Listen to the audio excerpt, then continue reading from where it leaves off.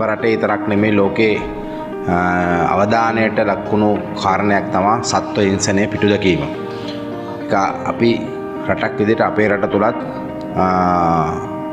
සත්ව හිංසනය පිටුදැකීම ක්‍රියාත්මක කරන්න ඕන වගේම සත්ව හිංසනය වළක්වන්න අවශ්‍ය සහයෝගය ලබා දෙන්න ඕන. අපි දැක්ක පහුගිය කාලවල සමහර විට හිතාමතා නොවුනත් සතුන් ප්‍රවාහනයේදී අපි දැක්කා අපේ රටේ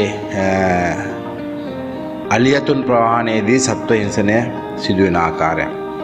ඒ වගේම නොයෙක් උගුල් මදු අටවල ඒ අවස්ථාවල සතුන් බේරා ගැනීමේදී නිවැරදි ක්‍රමවේද භාවිතා නොකිරීම හරහා සත්ව හිංසනය වගේම සතුන් ඝාතනය සිදු වුණා. අපි දැක්කා කඳුකරේ බොහොම දුලබ කළු කොටියෙක් ඝාතනය වීම, ඒ වගේම මදු වලට නිතරම එවැනි සතුන්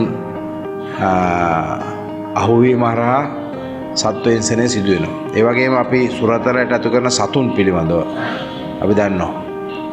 ඒ සතුන්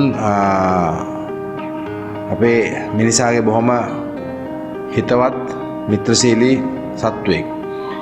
ඒ නිසා සුනකයා ඇතුළු මේ නොයෙක් වර්ගයේ සතුන්ට වෙන සිදුවන හිංසනය වළක්වන්න ඕන. ඒ වෙනුවෙන් කටයුතු කරන්න ඕන.